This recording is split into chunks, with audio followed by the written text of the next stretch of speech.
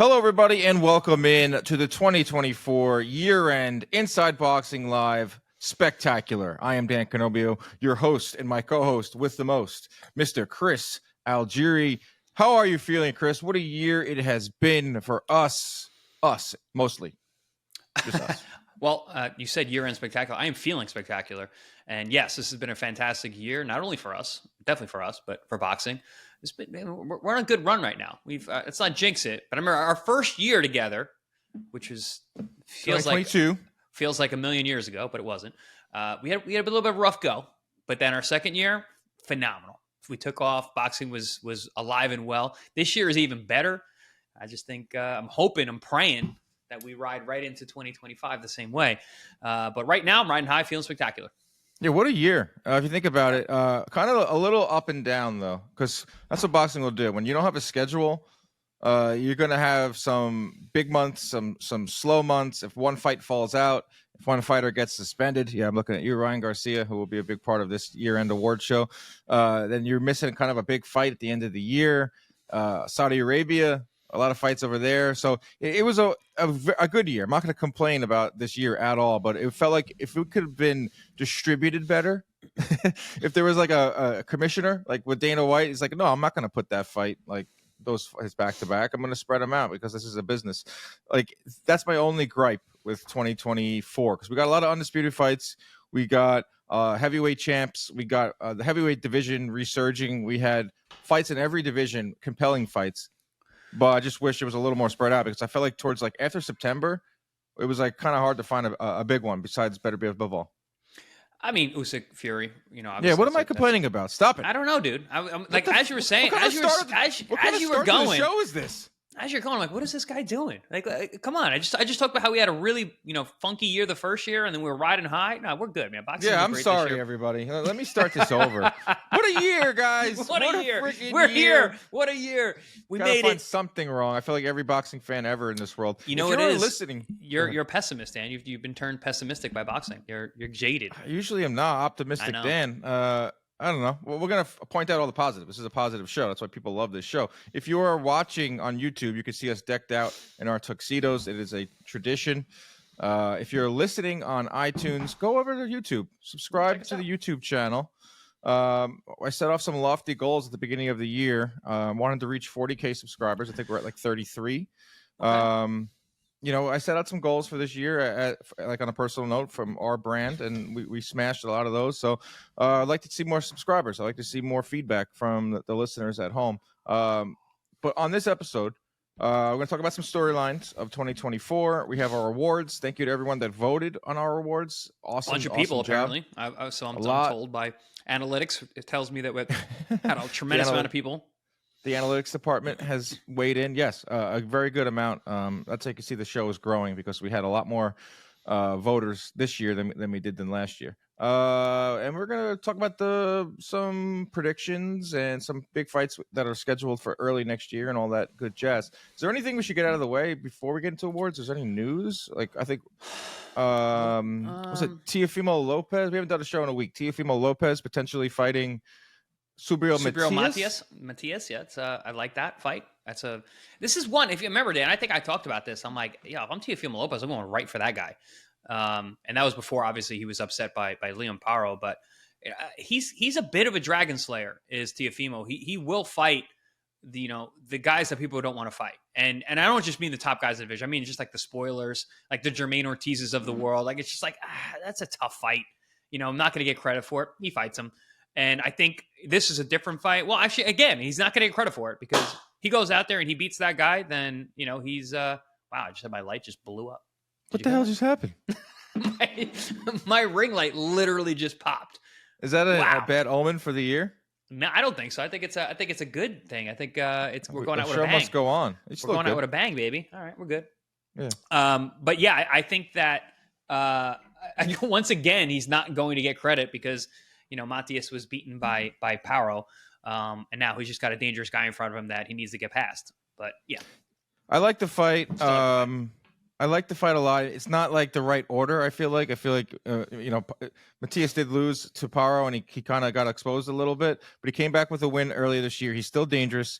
Most importantly, it's going to be a really exciting fight. If you look at the styles, you have Matias, who just comes forward. He's going to take 2 to land 1, and that's obviously, as we know, is the best style to fight Teofimo Lopez. So it should be a fun, pleasing fight. I don't think Matias is damaged enough in terms of his reputation or physically where it's not going to be, where it won't be like a stinker. You know what I mean? It's still going to be a really good fight. Do I wish it was Devin Haney? Yes. Do I wish it was Boots Ennis? Yes. Will we get those at the end of next year?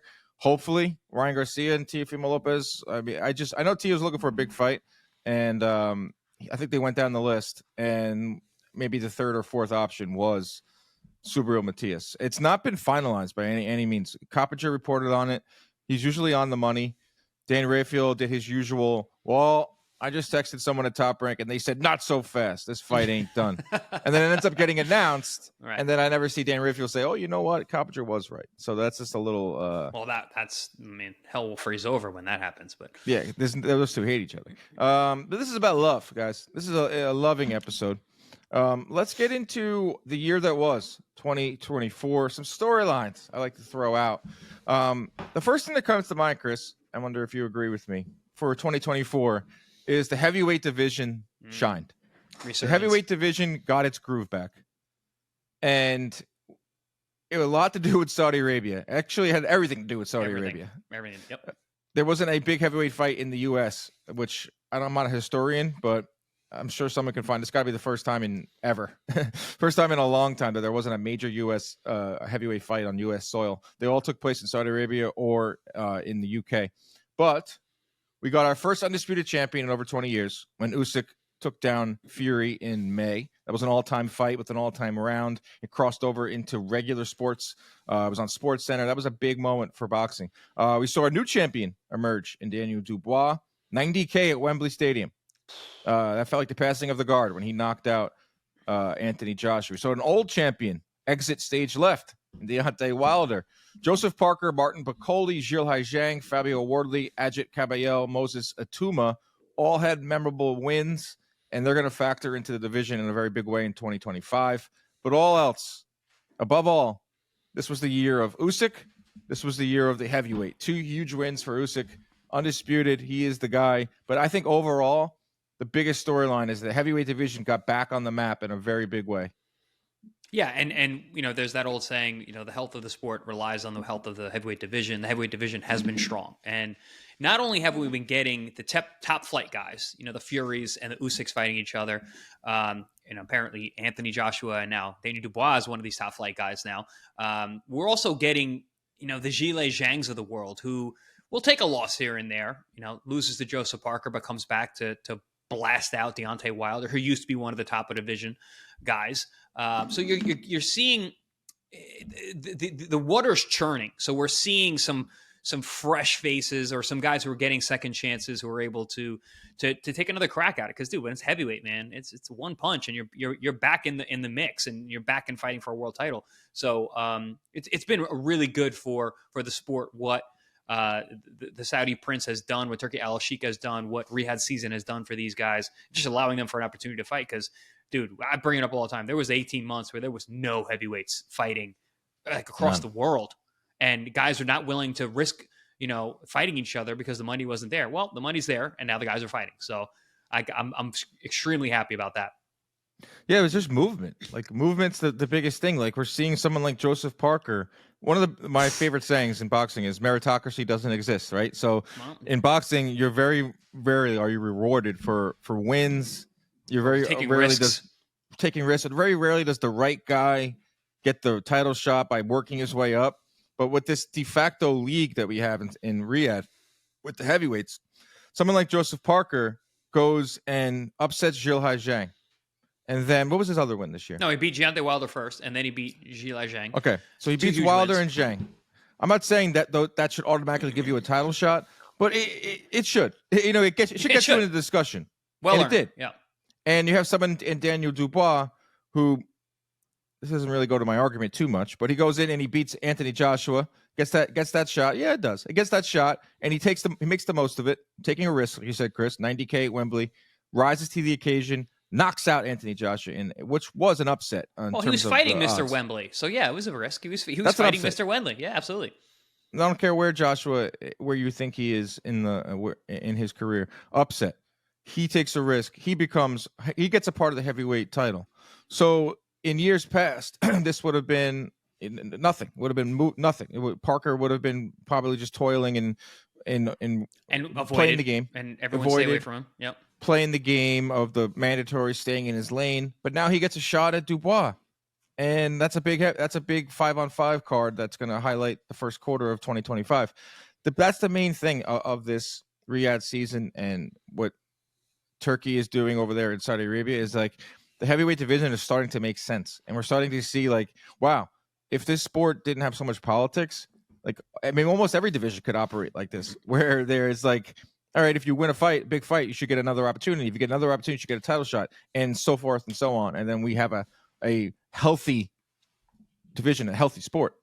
Well, it's funny you mentioned like the meritocracy in boxing doesn't work that way. That's exactly how my career went, actually. And it was funny. I was so naive because I didn't know the sport. I had no boxing people around me. I literally came from kickboxing with zero amateur background. I had my kickboxing coaches take me to a world title, and I was just like, I remember telling my promoter at the time, Joe DeGuardia, because he wanted me to fight for some regional title. I was like, I don't care about those titles. I'm gonna be a world champion. The only title I care about is a world title.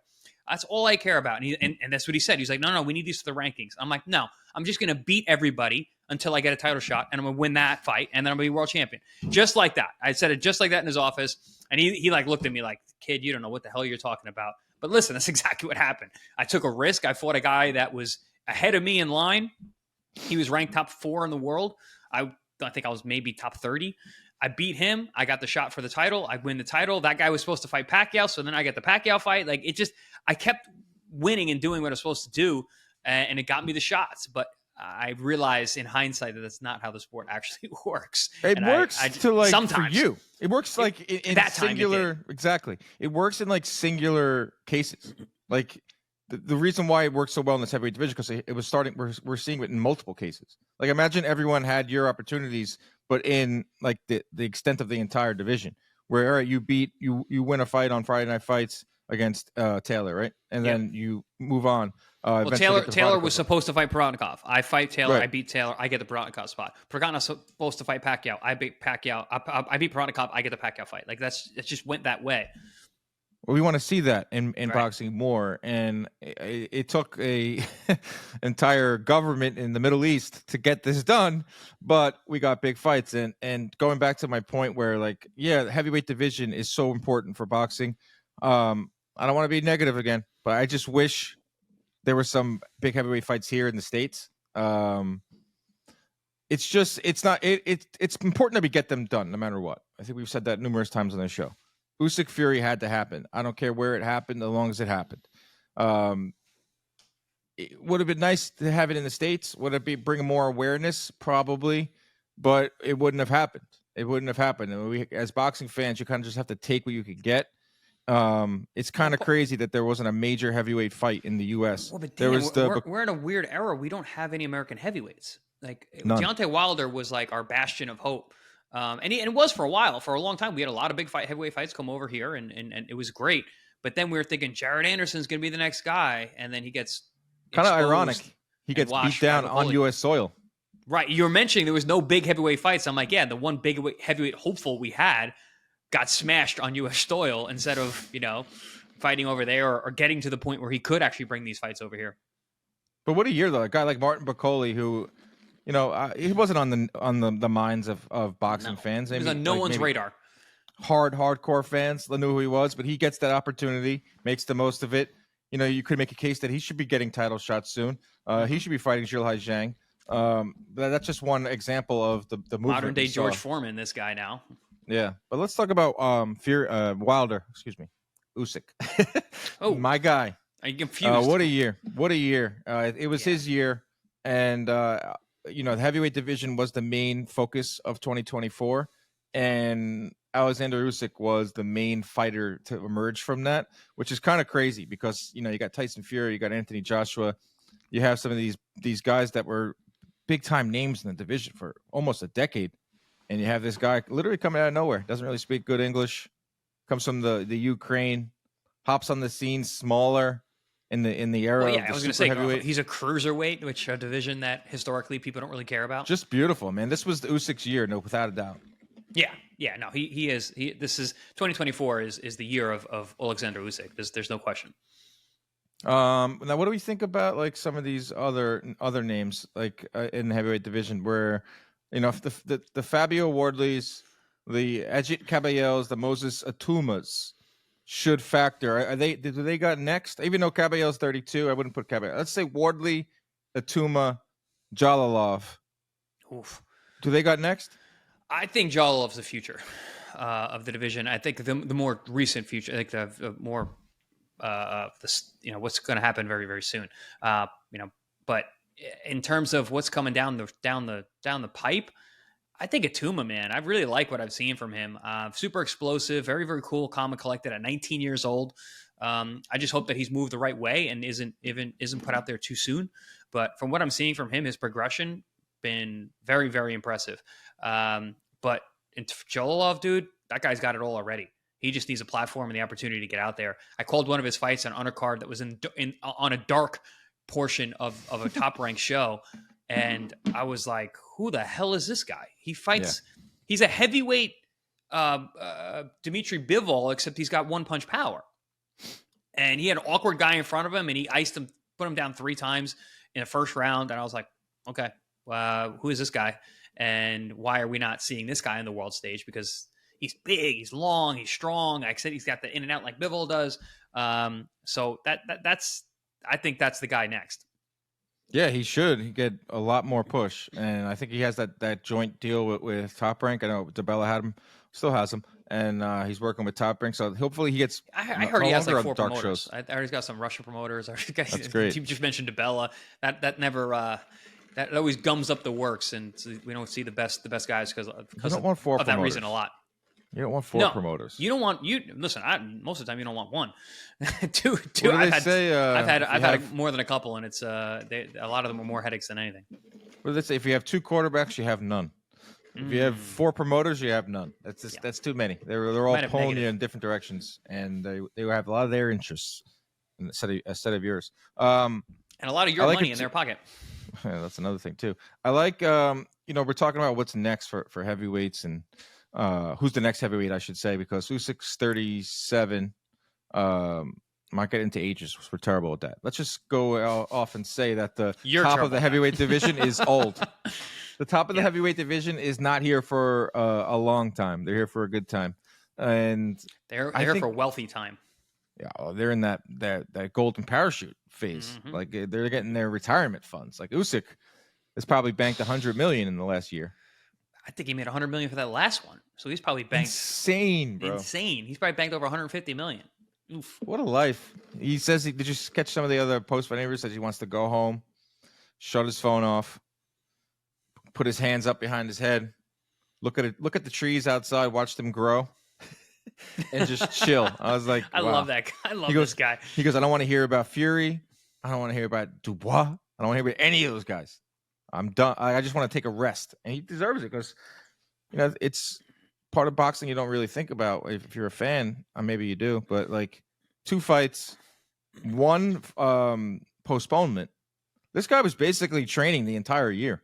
Not that anyone's going to, play, feel bad for the guy because he made $100 million. But he was away from his family. They are human beings. Like, you guys are humans. So he spent a majority of this year away in training, in solitude. I love the way that he responded to that, though, because I remember when I was fighting, I win a big fight, and the immediate question is what's next? I'm like, shut up, dude. I'm going to go home and chill. I'm going to go home and count my money. I'm going to lay down. I'm going to shut my phone off, put my arms behind my head, and watch the grass grow, because that's what you want to do at that time. But the media members, guys like you, and now guys like me, always want to know what's next. And for him to come out and say that, I love that. He's just such a likable guy, aside from being extremely weird and awkward when he does his interviews. He's very likable with the stuff that he comes out with. And you can tell, man, there's a lot going on behind those crazy eyes of his. Well, in his case, it wasn't media asking him; it was Daniel Dubois crashing his post-fight interview, That was so kind annoying. of inserting himself into the discussion. Super Do you think disrespectful. we get that fight? I get it, but it's super disrespectful. It depends on Usyk. You know, that Yeah, night he said it, yeah. but like he doesn't have to do that. That's entirely up to him. But I think if he's smart, that is the fight. What is the big heavyweight fight of 2025? Yeah, it's going to be Joshua Fury Joshua. That's the big fight of the first half of 2025. And it's two heavyweights coming off losses. Yeah, it doesn't matter. It doesn't matter. It shouldn't matter. They have an incredible storyline, and I think that we're seeing that now, especially with the Riyadh season. We're seeing guys come off losses go right into big fights, and it works out for them. And more people should have that opportunity. Like when you're fighting the best in the world, you're going to lose. Guys lose, and that's okay. And you go out as long as you lose, in a proper way, and don't just completely fold under pressure or whatever, or just find a way to quit or anything like that. Then yeah, I mean you fight your fight, and you have a proper fight, and you don't come on the wrong end of the decision. Cool, you shouldn't be go to the back of the line necessarily, especially if you're a talented guy, especially in the heavyweight division. So yeah, they both lost. It's still an awesome fight. It's still a lucrative fight, and I've said this before. I think on past shows, I'm like, I think they're just diminished enough that it makes for a good fight once again. Because a year ago, I was like, nah, Fury's going to beat Joshua up. And then now it's like, well, this is actually a fight now. I'm surprised. A lot of reactions I saw to some of our clips was people think Joshua was completely done because of what Dubois did to him. I don't necessarily think that's true. And I know you said that when in that actually the clip that people were talking about, like, yeah, he's still a dangerous guy. And to my point, like, yeah, Daniel Dubois is a very powerful puncher. And he came out and he hurt Joshua immediately with a jab. I don't see Tyson having that kind of power. So if Joshua gets through the early rounds and doesn't get hurt or too banged up, then we got a real fight. Because basically the only way you're beating Joshua is knocking him out. Tyson's not that big of a puncher, especially a one-punch guy. So I will ask this. With Dubois emerging and being on the younger side, and the elders kind of aging out, especially with Usyk. They say Usyk doesn't fight next year. Do you think it's Dubois' division to reign over, and he's going to have to fight off the Bacolis, the Wardleys, the Caballos, the Tumas? I don't think it's his division, but yes, he has to fight all those guys. Like, but he's clearly like one step ahead of those. Well, he's got others. a world championship. He's got a title. Yeah. He's got a title in a weight class that's locked up by Undisputed King. A guy who is on many people's pound for pound number one list. So yes, he's ahead of those guys in the fact that he's already entered the room as being a world champion. But yeah, you're gonna have to defend that title now. And those younger, hungry guys that are coming up, yeah, it's time for their shot. You had yours, and you were the first one to get in the door, but that's a hard place to be. When you're the man, when you come out of nowhere, like everyone's got a target on your back. So he's got to go out there and handle business with that younger crop, because those guys are not going to get the fight with Usyk. They're not going to get the fight with Tyson or Joshua. So it's up to Dubois to handle that. Yeah, they're going to start calling him out. He's only going to call out the top guys. He's only going to call out Usyk. He's only going to call out, to get that big I'm saying fight. These younger guys are going to start looking at Dubois, because that's what I mean. He's going to call out the guys above them. They're going to call out him because he's above them. So if Fury and Joshua are tangled up and they're going to be fighting next year, and Usyk, we don't know if he's coming back. We don't know how many fights he has left in him. Yeah, Dubois is the guy. At that point, he's the legitimate guy with – who fought Joe Joyce, who fought Dubois, who fought Joshua. He didn't win all those, but he got he gets past Parker. Once again, doing something that I didn't like about Riyadh season, and that was how they would count their chickens before they hatched, and they would kind of curse some fights and kind of get in the way of those big fights. Parker's a banana peel, dude. Like he had an awesome year. Yeah, he had an awesome year. I feel like he changed his life. I feel like I might be. I don't know if I'm making this up. I heard like he's like stopped drinking or something. He made some major life change, and he's just been. There's a rumor that he was like a drug trafficker. Maybe he stopped doing that.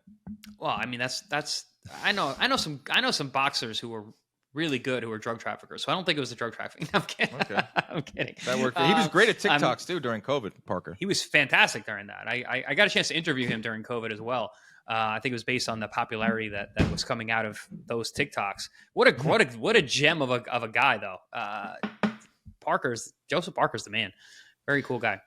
Speaking of Saudi Arabia, last year's year-end episode, the biggest storyline was the emergence of Saudi Arabia, because that's when we first started hearing of Turkey al-Sheikh. That's when we first started hearing of Saudi Arabia. There were some big fights that happened over there, like Joshua Ruiz 2 in 2019. Riyadh season wasn't even talked about yet, right? I feel like that was. It didn't have the name Riyadh season, but like right. it was starting to be. We saw some fights at the end of 2023 in Saudi Arabia, and some fights were scheduled for early 2024. Where we're like, okay, Turkey was on the scene. We realized, all right, this is something to keep an eye on. Like, what is this guy about? What is he? I feel like Parker Wilder was one of those fights. It was one of those year-end fights. Did it happen this year or last year? No, I think it was. I think it was last year. Yeah, I think it was December. It was a late December card. I was going to say we should have put Parker in the Fighter of the Year discussion, but he only fought once this year. So last year, at the end of the year, we were talking about the emergence of Saudi, because there were some fights here and there. Like I said, the Ruiz Joshua rematch 2019 was in Saudi Arabia, and that was kind of like a one-off. They threw a lot of money on it. They weren't really fully in on boxing yet, but if heavyweight division is storyline 1A is the overall emergence and dominance of Saudi Arabia. We're talking huge heavyweight fights, 5-on-5s, better be of Bivol, buying stakes in the WBA, buying Ring Magazine, taking over media, taking over literally everything. Like, this was the year of the takeover for Saudi Arabia. Like, we were questioning what was it going to look like in 2024. Well, we saw it, and Saudi Arabia, I don't think, is going anywhere. No, not going anywhere. This year really established them as a dominant force. And how about the fact that Turkey and Saudi and Riyadh has been able to unify these promoters? And I shouldn't say unify, but we're starting to see unification between some of these promoters. We're starting to see them get on cards together. The 5-on-5, I think, is the coolest thing that is brought to, other than the heavyweight division. I think what Turkey has brought to the sport, the 5-on-5 is my favorite. I think that was cool. It's super cool, please, that you're getting these promoters putting up the best of the best, and you're seeing the egos of the promoters come out and be like, well, I want to win every match, so I'm going to give you my best guy. And then we're getting the best of the best fighting each other, the best of a roster. So I that has emerged as other than the heavyweight division, my favorite part of what Riyadh season and Turkey and the Saudis have done. But yeah, now they are completely established now, and all of the big fights are going to be like, all right, well, what's up with Saudi? Are they involved? And if they're not involved, then how are they getting involved? Because that money is real, and also the platform. Getting involved with the zone, like you said, all the other things that they've established. They're here and they're here to stay. They have rooted themselves into the world of boxing, and they're going to be here for a long time. Yeah, I've heard a rumor that they have a stake in DAZN, which would not shock me at all. They are working alongside organizations like the WBA and others. The buying of the Ring Magazine, which happened late this year, is significant in terms of media and all that. Like, Turkey says, I have nothing to do with the Ring Magazine, but he does. It's interesting, but we're getting the biggest fights. And as boxing fans, we were not getting the biggest fights for years. We were getting them, but not on a continuous basis. Like this 5-on-5 for February 22nd, it's one of the best cards ever. Like, I'm trying to figure out how we're going to tackle that preview show, because there's 5 big fights. Like, we're not used to these things, but it's going to be a 2-hour show. We're going to have to do 2 shows. Have to do a part 1 and a part 2. This was the year of Saudi Arabia. Next year will probably be the year of Saudi Arabia too. I just don't see an end in sight, because they have endless funds and they're operating a lot of these shows at a loss. Pretty much all of them. Maybe the Wembley one made money because that actually had 100,000 people. I don't think it matters. I don't think it matters at all. And the jury's still out on what effect it will have on boxing in the marketplace. But if you're a boxer, this is like the golden era right here to get money. I mean, if you're a fighter, like for instance, Teofimo Lopez, and you're like on the outside looking in, like that's the party. Yeah. The party's in Saudi, and you're kind of like at the door looking like, "Hey, what's going on in there?" Yeah, but Dan, if you're Teofimo Lopez, you've always been that guy. Like if you I think just use about him as an example. no, Like, but who's I the mean, biggest name not fighting in Saudi that isn't Gervonta. like Tank Davis? Like Tank is making, he probably would make a lot more in Saudi, but he's making pretty good amount here. Like I Yeah. use Teofimo for a reason because Yeah, he's not. he's not making the money. And Naoya anyway doesn't need Saudi. Gervonta Davis doesn't need Saudi. Canelo Alvarez doesn't need Saudi. Now all of them may end up working with Saudi at some point, but they've all put their heels in the sand and be like, nah, we're good, because they can. But Teo has kind of always been that guy on the outside looking in, like, yo, why is everybody making so much damn money? I'm fighting the toughest fights. Why is everybody else? Why is Devin Haney making $10 million, fighting in Australia, and I'm sitting here fighting Josh Taylor, in the little room at the Garden for, probably a couple $1 million. Like it's Teofimo's kind of always been that guy, and I don't know what it is. I don't know if it's his. Does he have a manager? Does he manage himself? Is his father? No, he's managed by David McWater and Split T. Oh, that's right. David. They've done a pretty good job from all things considered. And he's a fantastic manager as well. It's weird. Maybe it's him. I don't know. I don't know what it is, but he does, or just bad timing. Luck has a lot to do with the sport, especially the stuff that happens behind the scenes. I don't believe so much in luck on fight night. Like you look at a guy like George Kambosos, like, I don't think he got lucky the night he beat Teofimo Lopez. I thought he fought a fantastic fight, and Teo fought a horrible fight. But I think there's a lot of luck involved in negotiating for that fight and everything that went around it in terms of what was going on with Triller and things getting pushed back and purse bids, and just there's more luck, I think, in the negotiating table than there is in a fight. The stars have to align in terms of in boxing when it comes to like getting opportunities and being with the right promoter, and like it's crazy. Everything is out of your control, but inside the ring you have the control, and you can't deny that for Kambosos. But with Teofimo, I honestly think it's because it's with Top Rank. Like Top Rank does a wonderful job of getting you to the point of Teofimo Lopez, getting to the point of Crawford, getting you to the point of just go down the list of stars that they've had. But they don't really make the big fight. They don't really make the mega fight. And like Devin Haney, you just brought up, fought on Top Rank twice, got on there, beat Kambosos, made a crazy amount of money, and was out. And now he's working with Matchroom and working with him with his own company. He fought Ryan Garcia in arguably the event of the year. So yeah, Teofimo, my point with the whole, if you're a fighter right now and you're not fighting on Saudi, you're not on Riyadh season, you're kind of like, what are you doing? Like that's where the money's at. That's where the party's at. So I expect a lot of fighters next year who aren't aligned with Saudi to get on board and want to fight over there or be part of it. Yeah, but you look at Jared Anderson, who is he made a big mistake. Exactly, Top Rank. So I'm just being your counterpoint here, that he is with Top Rank, was able to fight on a Saudi card, was able to make money that he had never seen before, and it pretty much smashed his career. Do you know he went against everyone at Top Rank too?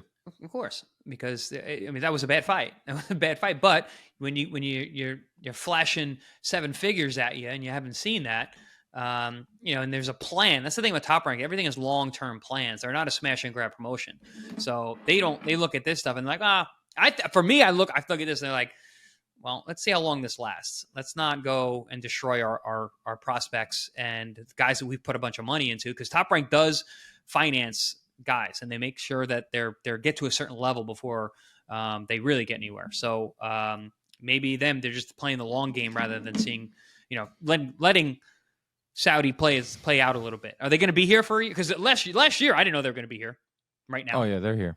No, they're here. They're rooted. We said that. So, but again, 8 months ago, a year ago, we were like, I don't know. This might be I think one of the predictions we made last year is like we might not see any more of this Turkey Al-Sheikh involved in boxing, but he's here to stay, and we're going to be dealing with this for a while. So maybe Top Rank changes their tune moving forward. Yeah, another storyline of this year was the U.S. market shrinking. PBC did 5 events. Top Rank had a nice schedule in the States. Golden Boy had a few here and there. That's what's going to happen. So if one storyline is Saudi Arabia being dominant, the counter effect of that is the U.S. market's going to suffer a little bit. PBC kind of held it down for a little bit. Canelo fought 2 times. Tank fought once. He needs to fight more. Ryan and Haney was probably the fight or event of the year, which happened at Barclays Center. And like you said, 0 big heavyweight fights. So it's one thing to keep an eye on. U.S. boxing, it's crazy. Like there's not many big fights on the upcoming schedule. There's not all the big fights are in Saudi. It's crazy to see that like Vegas isn't the capital of boxing anymore. It's not the consistent capital because Canelo's fights, I was blown away by the turnout that he still gets for fighting a Munguia and a Berlanga. But consistently, the fight capital of boxing is no longer Las Vegas, and that's wild to me. That is wild. It's such a change in history. I'm not sure how I feel about it yet, but I'm happy that we're getting the fights. But man, Vegas, it's Vegas, man. It's Vegas. It's the fight capital of the world. People from all over the world want to fight in Vegas. I don't think that fighters all over the world want to fight in Saudi, and that matters. So listen, I fought in the Garden. They don't want to, but they will. But they will, of course, because they want to get the bag. They want to get the opportunity. They want to be on the platform. I understand that, but there's just something, dude. Speaking from a nostalgic person and nostalgic place, fighting in the Garden's a big deal. And fighters from all over this planet want to fight in the Garden. It's not been established. I don't think it ever will be that a fighter wants to fight in what is the arena called? The Kingdom Arena? I have no idea what the arena's called. I think it's the arena's called. We built this last year out of dust. Yeah, and now we're here. No one wakes up and dreams of goes to sleep and dreams of fighting in Saudi. This is my dream to fight. No, people dream about fighting in the Mecca of boxing. They dream of fighting in Madison Square Garden. They dream of fighting in Las Vegas at the MGM or Mandalay or wherever at the T-Mobile. People or even Wembley. Wembley is another one. Absolutely. I was thinking more about in the States, but yeah, absolutely. Right. There are iconic places to fight that fighters dream of, and we can't never forget about fighters' dreams because listen, I'm a fighter. I'm thinking about all this stuff right now. Nostalgia matters, and granted, we're getting these fights, and as fans, yes, I love it. But as fighters, man, the venue matters. It matters. I want to put myself in the shoes of boxing fans for a second here. And I think majority of boxing fans just want to see the fights. Yeah. Majority of boxing fans. Mm-hmm. Yeah. I think majority of boxing fans, they just don't have, they're not fortunate enough to maybe travel to a big fight or go to a lot of big fights. And that sucks, but they're able to watch them. So if they weren't going to the fights to begin with, and they are able to watch a Fury Usyk and watch a Better Bivol and watch a 5-on-5, that's a positive for most boxing fans out there, and that's the overall the main takeaway here. Would I like to see more fights in the States? Yes, we still have Canelo twice next year. We still have Tank, who's fighting in Barclays Center. Ryan Garcia I think will fight in the U.S. Like he's a ticket seller. Devin Haney, not really a ticket seller, but he's a name here. But I can see all these guys going over to Saudi as well. So we don't know about that. Let's get into the awards. Awards season. It's time for our 2024 Inside Boxing Live year-end awards. Our awards, your picks at home. Our awards, your votes. It's all that good stuff. We'll start from the bottom and work our way up. Prospect of the year. Now we'll go with we'll reveal our picks, then we'll go with the votes. Prospect of the year, I think it's Abdullah Mason. There's some debate because he got dropped. Does a prospect have to look like a blue chipper? Can you get dropped in that fight twice and still be considered prospect of the year? Yes, because I think he's going to have a long, dominant career. Abdullah Mason is my 2024 prospect of the year. I'm pulling mine up to make sure that I'm on the right page, but right. Yes, he's mine as well. And man, I saw him get dropped, but also I knew who he was fighting. That's a tough guy. It's a very tough guy. And what I saw was that Abdullah Mason, after getting dropped, did not change the game plan. And I kind of like that. I don't think, I didn't thought it was stupid. I just said, listen, I'm going to get you anyway, bro. Like I came here to bust you up and finish you. I'm going to do it. Yeah, you caught me. Cool. Whatever. Oh, boom. You caught me again. Okay. All right. You know what? I'm still getting you. His self-belief in that, even though he got rocked, even though he got caught, that he's still going to get the job done. I respect the hell out of that because that takes big balls. And listen, we knew he had skills. We knew he could punch. But you don't know about the chin. You don't know about the balls. And I'll take balls over chin any day. And Abdullah Mason showed that he's got balls. Yeah, maybe his chin is maybe it's suspect, maybe it's not. Plenty of guys get dropped early. Oscar De La Hoya got dropped early all the time coming up, and look who he is. And he had one of the best chins in boxing for a very long time. So I'm not gonna completely rank his chin based on that, but I am gonna rank his balls. And the kid's got balls, and so for me, that's the prospect of the year. Chris ranking balls. I mean, guts, guys, guts and nuts, and guts as our bolts, our nuts and bolts. Nuts and bolts. Nuts and 65% of the votes from our listeners went to Abdullah Mason. We had Emiliano Vargas. We had Love Emiliano, Pero. star power for sure, but I got to see more from him against some better opposition. Yeah, 20% went to Emiliano. 13% went to Carmel Mutan. Denier Pero, who most fight fans don't know, but he's a really good heavyweight coming up. Fantastic, yeah. Yeah, he's really good. And there was some talk from some feedback we got. It was like, where's Moses Atuma? Why isn't he in Prospect of the Year? Because I think he's above Prospect of the Year. They're talking about putting him in for like WBA's like interim titles and stuff. Like, none of those guys that I just named are fighting for interim titles or any of that stuff next year.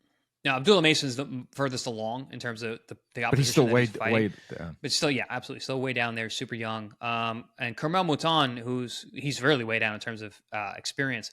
That missing weight by like 15 pounds, that's a real red flag. That's a real red flag for me. And then him blaming the Jersey Commission, saying that the fight, they messed up his blood work and he knew it wasn't going to. That was also a lie, too. And he had to apologize for that. So that was bad. Yeah, not a good look. Moment of the year. What is your moment of the year? There was a lot of big moments. Ryan Garcia, Mike Tyson, Dubois. What was your moment of the year? My moment of the year was Ryan Garcia, Devin Haney build-up. I thought it was. That was riveting. Like, that was edge of your seat stuff. Ryan looking like he wasn't going to make it to the fight at all. Like, I mean, every press conference, all the drama in the media, the wild things he was saying. Talking about like pedophilia parties in the woods and like all these crazy things that he's saying. We're like, this guy has lost his mind. The weighing in with the fake beer bottle, the missing weight by however many and a half pounds. I mean, all of it. It was so out of control. And then what actually happened on fight night, when it turned out to be actually a very, very good competitive fight with tons of drama, that's definitely the moment of the year for me. Moment of the year for me as well is Ryan Garcia and Devin Haney build-up. I mean, it was batshit crazy. You thought the fight was going to be canceled numerous times. You thought Ryan Garcia was going to be taken away. You thought you might never see him again. But everyone was captivated by it. I had friends that don't watch boxing hitting me up about it. It ended up being a great fight inside of the ring with knockdowns and drama. The build-up was absurd. Can every build-up be like that? No. Do I want every builder to be like that? No. I don't. Because being so heavily in it and like being a part of it, like we were with ppv.com, like it was, I felt like I was in it too. Like I was living the craziness of Ryan Garcia, and it was like, it was just too much. But as we see in boxing, a promotion like that, like too much works. Too much works because too much sells. Too much sells. It did good business. And like you brought up the crazy stuff that he was talking about on Twitter. Like Ryan Garcia is a marketing genius. There's some genius in a lot of the things he said. He's also crazy horrible. Like a fox. So I mean, he's also nuts to a degree. But look, like you're not seeing any of that right now. Like he's completely, I don't know what his, like he's seeked help. He said he's not drinking as much anymore, but he's not tweeting anymore. He's not saying all this stuff. So was it an act? Was it him having an episode? I don't know what it was, but I'll tell you what, in terms of bringing eyeballs to the sport, which is kind of the name of the game in terms of like making a lot of money in the sport, is getting people to watch that one night. And for one night and for a month or 8 weeks, everyone was captivated on Ryan Garcia and Devin Haney, but mostly Ryan Garcia ends up knocking him down, getting the win. Ends up testing positive for PEDs, gets suspended. I mean, the whole saga just never ended. It went on for months. Well, months. It produced a ton of content for us. We were covering it, talking about it. After a while, I was so tired of talking about it. I know. After the fact, even for Pro Box TV, we tried to get him on. Like, he called us all out, and then he failed his test, and we were like, all right. He called both of us out. Yeah. He called everybody. What did he say? I was on the idiot train. I was on the goofy train. Goofy train. I got called out by a lot of fighters this year. Shakur Stevenson. Yep. So I wear that as a badge of honor. Everyone who called you out called me out, though. So I guess that people are watching our show. Right, we're the top dogs, baby. Yeah, Moment I of the guess so. year. Some of the other what actually won our vote was Usyk dethroning Fury in the first fight. Really? Yeah, but very Wow. close. 39% voted for that. 36% voted for Ryan Garcia. Well, we have real boxing fans. That's what it is. People I'm happy. really, I'm happy with that split. Yeah, I'll take that. Mike Tyson's butt cheeks. Wow, that was some additional 15%.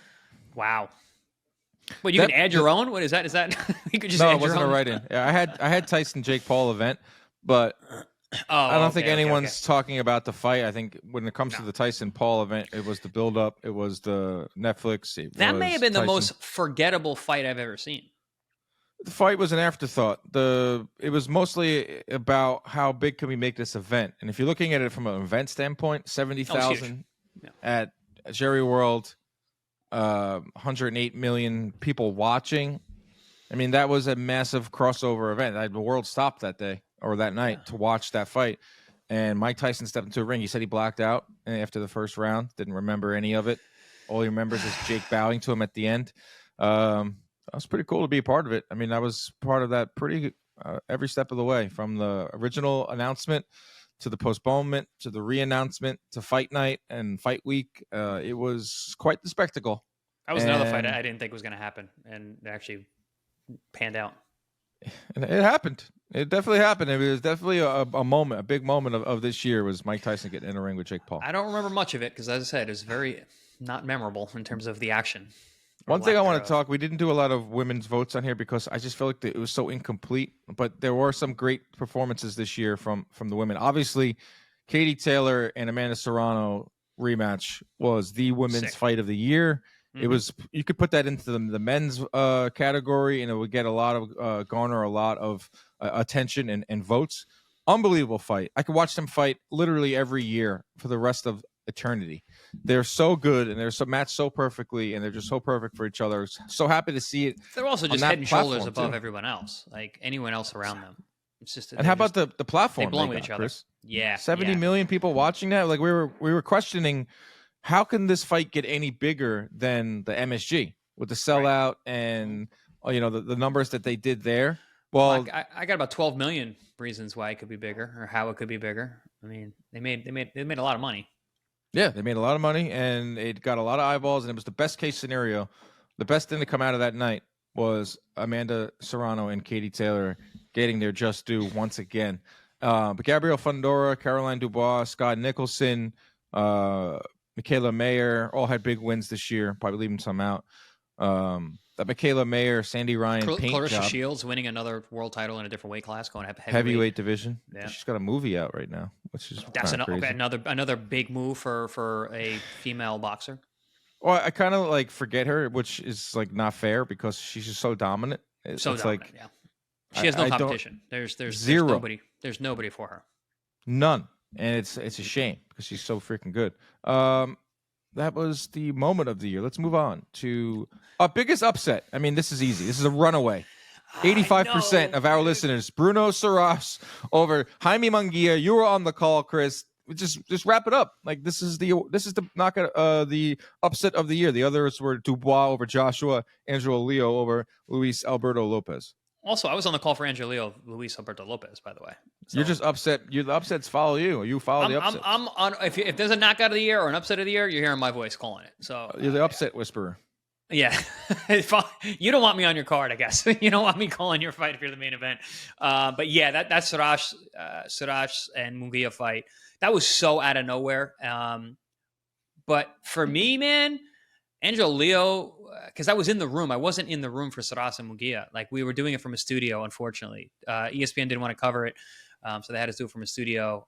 So I wasn't in Tijuana when that KO happened. So it's not the same. I don't know, Dan, you know how it is when you're calling fights. When you're on remote or when you're in the room, it's completely different. But that Alberto Lopez, Angelo Leo knockout, my God. That the place went nuts because it was in Albuquerque. But yeah, Saras and Munguia, there's no question. That's definitely the upset of the year because it was such a one-sided matchup in terms of on paper. So the fact that came out of it, also he's losing. He got dropped really hard a couple rounds before. No one, we were just kind of waiting. You're just waiting for Munguia to finish him, hit him with a body shot, and then just unload. But more and more, you saw Sarash just making him, my turn, your turn, my turn, your turn, your turn, my turn.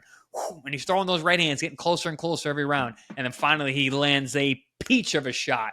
And you just see Munguia's jaw. You could see Munguia's jaw from behind him. The way that thing moved.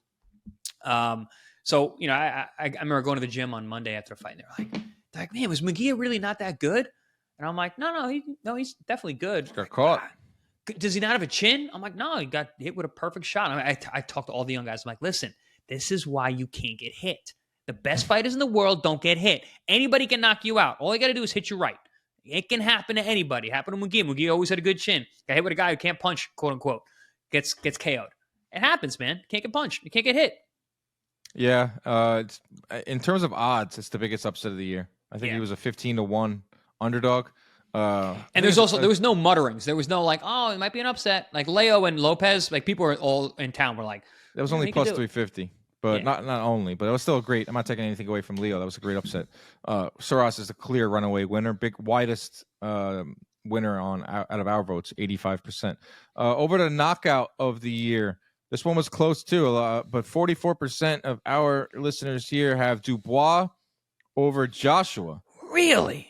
Yeah. Wow. I thought it was going to be between Leo Lopez and Body and Silv. Body and Silv, Lucas Body over Silv was my knockout of the year. I think it did it was, first of all, it was a wicked knockout. The guy, Silv, was knocked out cold. He was losing every minute of the fight. It changed the trajectory of his life and career after. Mm-hmm. I know that's not really what the award is, the singular knockout, but it was a great knockout. It wasn't like it was there was any better ones out there. But I just put everything in it, and I happen to know Lucas Body, good dude, and that's mine. If you clip it, there's no better knockout. If you take just the clip of the punches that end the fight, there's no better knockout. Especially with Silv, who's recovered and is fine now, but him being slept. Like Joshua wasn't slept. Like Silv was slept. He was not getting up. He was out cold.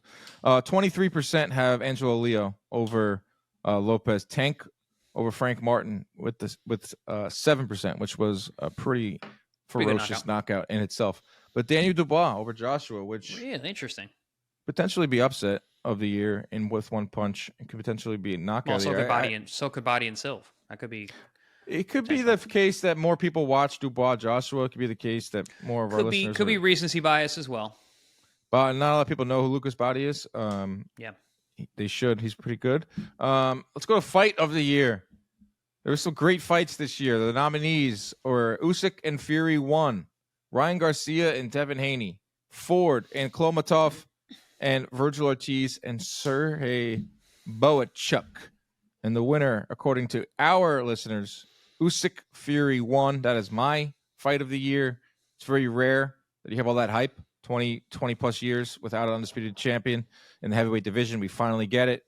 And it lived up to the hype. That 9th round is probably round of the year. Awesome night. That night was everything. Boxing needed that. Yeah, no, it had everything. It had first of all, it's heavyweight division, so of course it gets a tier of its own. And you got the two top guys, both guys undefeated. Tremendous build up, and then they actually knock it out of the park. So that rarely happens. Fantastic fight, definitely runaway fight of the year. But my honorable mention, man, is Ford Kalmatov. That fight, and that's probably a fight that got lost in the sauce a bit. But I mean, for drama and the way that they were going back and forth all night long, fighting different styles and trying to get the best of each other, both guys going for it. That was an absolutely tremendous fight. And for any of our listeners who did not watch that fight, go back and watch it. Ford showed incredible fortitude late in that fight to pull it out. And he got a buzzer beater. Yeah, he got a buzzer beater knockout to get the fight. How often do you get a buzzer beater in boxing? Like this guy went to the 12th round and he's like, you need a knockout to win. And he got it with like 10 seconds left. And he's like yep, I'll do it. Yeah, it's again, if any listeners who did not watch that fight, go back and watch it. The drama's off the charts. Yeah, it's not going to get the attention that Fury Usyk did. It's not going to get the fanfare. Ortiz Boachuk got second place, 24%. Really? Yeah. Good fight. Garcia Haney got 20%. Ford Klomatov got 15% last. That's only because, it was in the middle of summer. It was on a second fight of that 5-on-5. No, it wasn't. Well, talking about Ford Klomatov? No, I'm thinking of Ford Ball. Yeah, you're thinking of Ford Ball. This was before the Ford Ball fight. I was at this fight as well. This is in Verona, New York. Oh wow, I was wrong on that. Ford had himself a year. Yeah, Ford did have himself a year. Became a world champion. Fought a great fight against Ball at in Riyadh on the 5-on-5. Got a hefty paycheck, I'm sure, and went to 130 and got a win at 130. He had 3 fights this year, huh? Good for him. And that's crazy. And Ortiz Boachuk in second, which was an awesome fight, really fun fight. And I've seen some debate now on Twitter between Ortiz and Madrimov on who's going to win that fight. So that's going to be something fun to talk about. Tough fight. Let's go to Fighter of the Year. Final award. This is an easy one. Another runaway.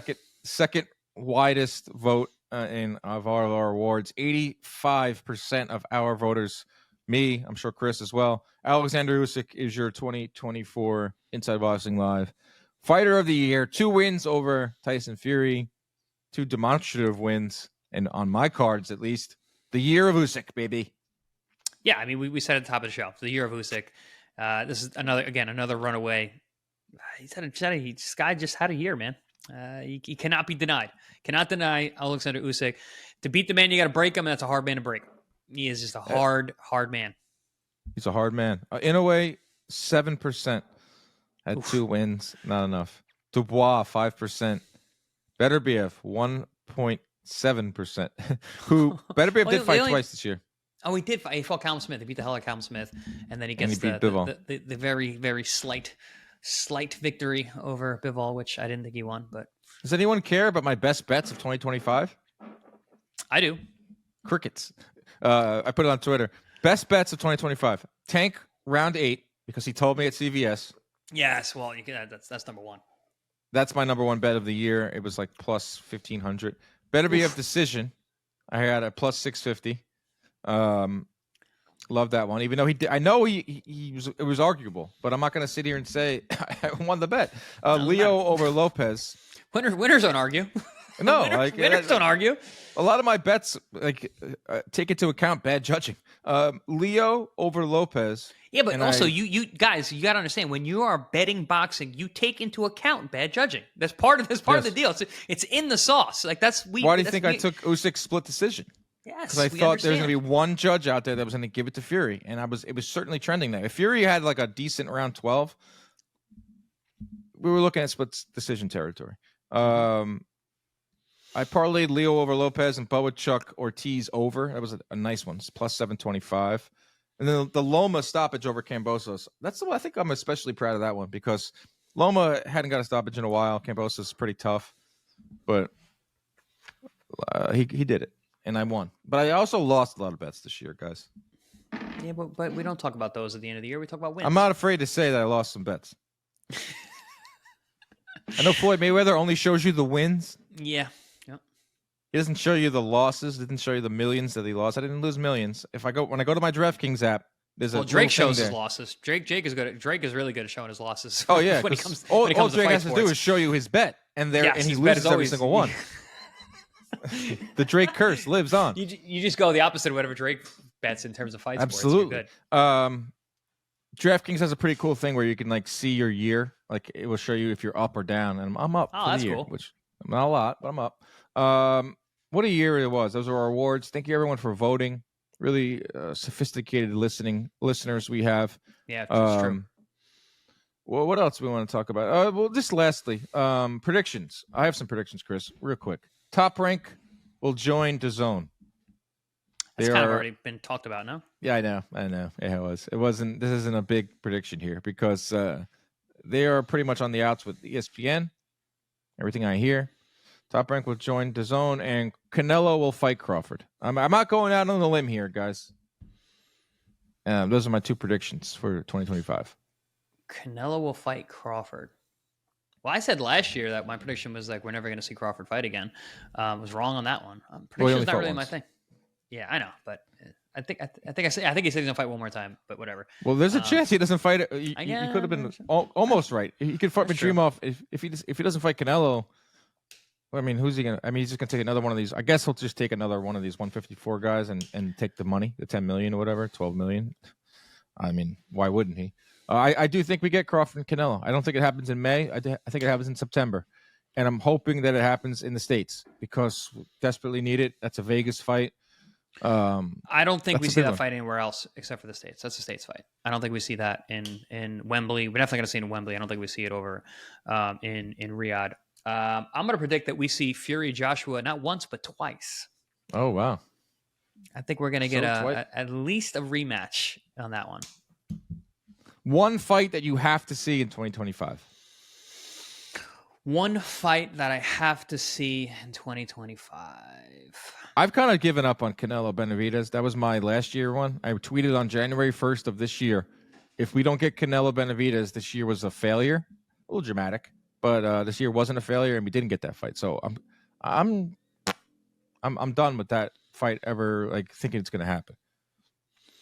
I've moved on. I've moved on to Tank and Shakur Stevenson.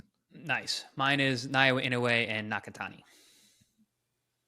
That is a great one. I think both of those are excellent. Nakatani Inoue has to happen. I don't think it's going to happen this year. From what I'm seeing, so Nakatani's got a fight announced.